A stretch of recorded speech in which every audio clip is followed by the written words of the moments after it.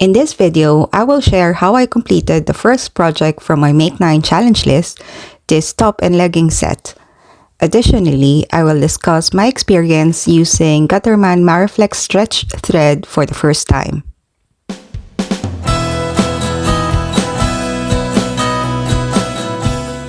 Hi, welcome back. My name is Justine and this is my sewing journal.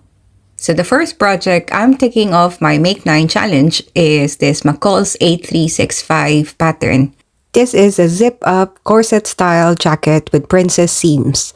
Because I wanted to use a printed fabric, I thought the long sleeves version would be too much. So instead, I made a short sleeve version of style number 1. This is the second time I've used this pattern. Last December, I made a short sleeve version to test the pattern. The main reason why I made a short sleeve version is because I only had half a meter of this jersey fabric with Japanese graphics. I think it turned out well if I say so myself, so that's why I want to make another one, but this time with matching leggings. Another key difference in this make is that I used stretched thread with straight stitches this time.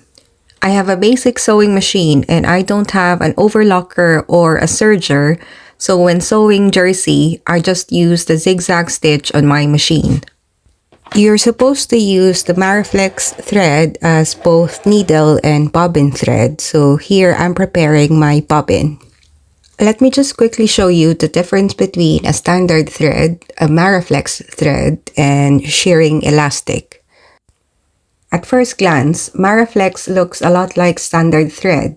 It does give a little when pulled, but this may not be obvious on camera. Compared to shearing elastic, it is nowhere near as stretchy or as thick. Here in the UK, I can see the price varies for the Maraflex stretch thread. It varies from 10 to 25% more than the standard also thread from the same brand. Please excuse my voice. Hopefully it won't get any worse by the end of this video. I've had this cold for almost a month now and I can't shake it off. So after preparing the threads I'm going to use, I've gone ahead and cut the fabric. For the leggings, I traced a pair of jeans that I like the fit of. I decided to sew the leggings first because there are only 4 pieces to sew. The front and back legs and then the front and back waistband. I'm an impatient sewist. I tested the stretchy thread on a small piece of this jersey material that I will be using, and since it was okay, I went ahead and sewed the actual leggings. I did not change the tension setting, which is at 4. I only changed the stitch length from 3.5 to 4. After completing this project, I read online that as long as you use the right needle, you may not need to adjust your tension at all. Speaking of needles, it was only after I finished one leg of the leggings that I realized I did not change the needle. I think I might have mentioned that I am an impatient sewist, so things like this happen all the time.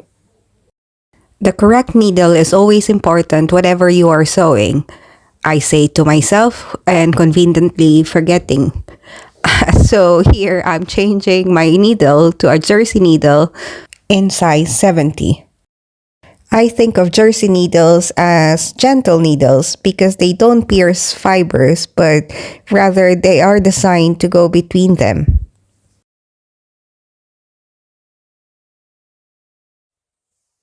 The stitches look good, so I kept sewing. When I cut the fabric, I tried to line up the cherries, but it doesn't look like I managed to line them up here. It's alright, this is the back of the leggings, so I'm not too bothered. I only bought 1.5 meters of this fabric for both the leggings and the top, so I didn't have a lot of fabric to play with. The priority was to match the pattern only on the front leggings. Looks like I had more budget for invisible zippers. I bought red and reddish brown zippers because I bought the fabric online and I wasn't sure which one would match best. I went with a red zipper. Here comes the first fitting. This is the stage that I rush to get to every time I sew. It's at this point that I decide whether the project is going to be finished or abandoned.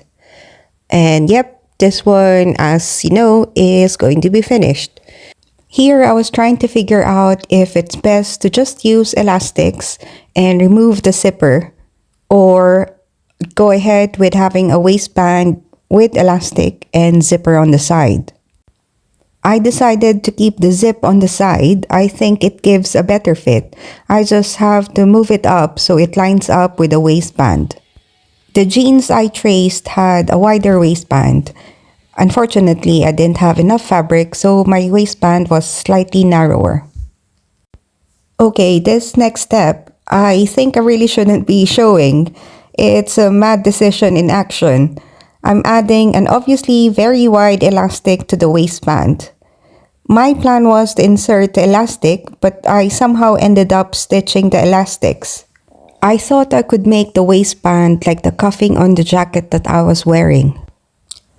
That wasn't very clever. The stitching was all over the place. I was pulling the elastic and fabric too much. So I had to unpick this and go back to the original plan, which was to have a waistband channel and then pull the elastic through and then secure the elastic at the end or where the zipper starts. I got there in the end. I do wish I had a wider waistband, but overall, I'm happy with the result. You might ask, did I really need the elastic? I thought I did because it makes the waistband lie flatter around the waist. Maybe I could have added an interfacing to make it stiffer and added darts. Maybe then I wouldn't need elastics. But anyway, it's done now and I'm happy. Now let's move on to the more challenging part of this make, the corset jacket. It's the shortened version of style A that I made. For this style, I cut around 20 pattern pieces. The only piece I didn't have to cut was obviously the piece for the hands. The smaller pattern pieces look very similar to me, so I wrote the numbers on the back and labeled them A and B so I could tell them apart. This was what confused me the first time I made this top, so I thought I should label the pieces this time. It was quite easy to put the bodice together. This is the annoying thing when you sew in winter. You cannot just wear the garment over your sweater. Here I'm thinking if I should try it without the jumper, but obviously I have to, but it's just hard work. Of course, it's not hard work. I'm just impatient. So anyway, I did try it without anything under. Well, I did have a shirt underneath, but it was okay. Then after that, I have to try if I'm happy with the length of the sleeves before I attach them to the bodice. Satisfied with the sleeves, I attached them and moved on to the neckline. To finish the neckline on the wrong side, you're supposed to cover the raw edges with twill tape. I didn't have any. To be honest, I forgot I needed some. I happen to have this jersey piping that matches the color of the cherry stem, so I decided to use that instead. While I was stitching this on the neckline, I was thinking maybe I should use it on the outside of the garment itself. Maybe add this mustard piping on the sleeves. Then I thought if I was going to do that, I have to somehow add it on as an accent on the leggings. Unfortunately, I did not have enough piping to do the sleeves and the leggings accent, so that was that. Now it's time to install the zipper. I found the perfect zipper to go with this fabric. Unfortunately, it's a couple of inches short. I used it anyway because it really looks good with the fabric. I just added a small piece of fabric at the end of the zipper to cover the gap. Then I stay stitched the zipper on the fabric because I'm not confident to just go ahead and machine sew it. I did machine stitch the zipper, but I wasn't getting the stitching as close as possible to the teeth of the zipper.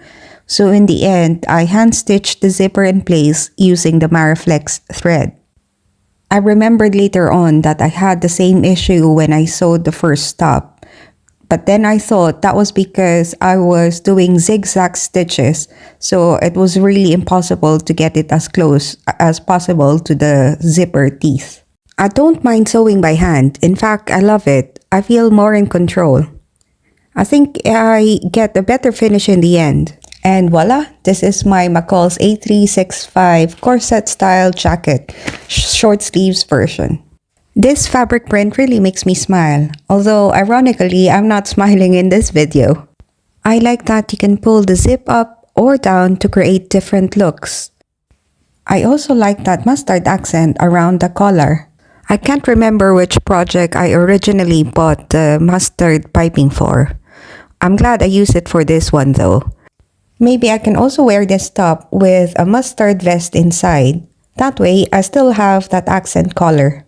To summarize, this McCalls pattern is for an advanced beginner or intermediate sewist.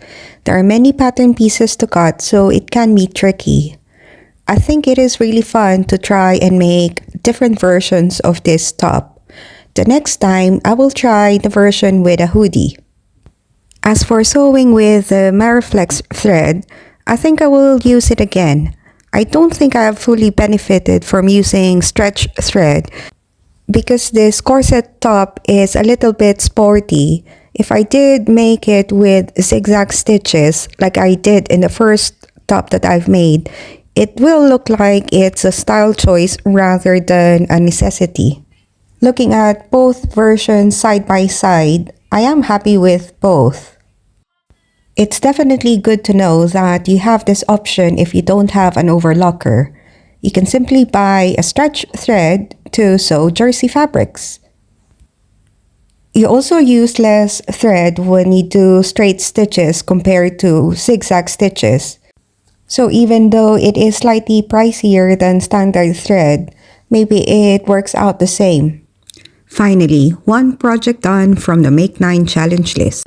I think I'll tackle another jersey project next. Before I end this video, I'd like to say that I was so sad to hear the passing of one of my style icons, Iris Apfel. One of the videos that I wanted to make was a list of my top 10 style icons, and Iris was one of them. I love her unique style and use of color. And like her, I do believe that dressing up should be fun. Rest well, Iris. Thank you for sharing your colorful life. I hope you enjoyed today's video. I'll see you next time. In the meantime, happy sewing! Bye!